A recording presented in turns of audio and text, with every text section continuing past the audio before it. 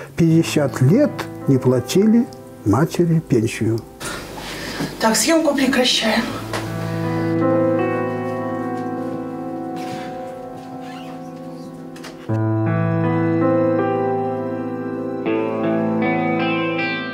Требую защитить честь и достоинство моего брата Быкова Егора Федоровича, погибшего в бою за Родину, проявившего героизм и мужество, и взыскать с ответчика Министерства труда и социальной защиты компенсацию 20 миллионов рублей.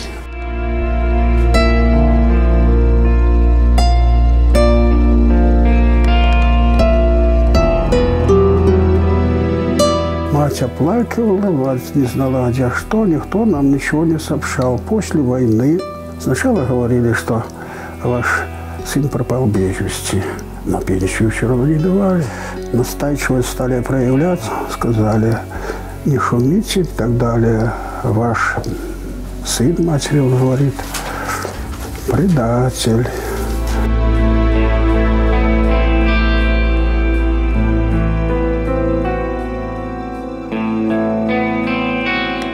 Нам всегда говорили, а вам немцы кажут помощь, если мать обращалась. За хату, что мы промучились, за корову. Корову всем давали абсолютно. Мы не получили так пенсию. А самое главное, моральная сторона, издевательство над фронтовиками, издевательство моих братьев, над нашей семьей.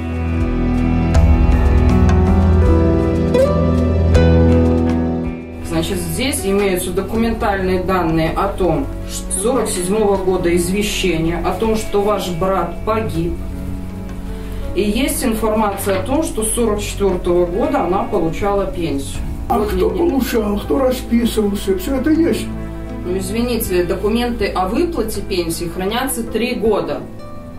Ну, а есть архивное пенсионное дело, есть их подпись вашей матери о том, что написала заявление на назначение пенсии.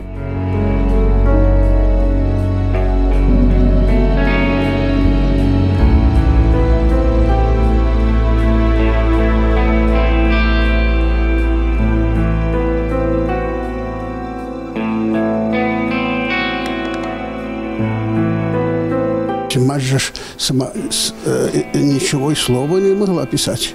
Ну вот Быкова расписалась, там ее научили когда-то, что-то вот. Так это же уже 90-е годы, когда паспорт тут меняли, получали. Вот здесь она у меня жила.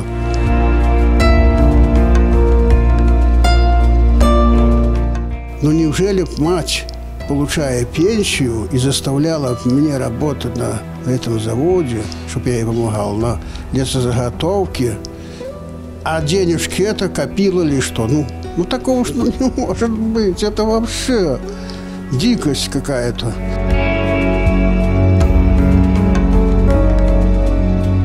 Согласно действующему законодательству, компенсация морального вреда производится только в случаях, предусмотренных законом.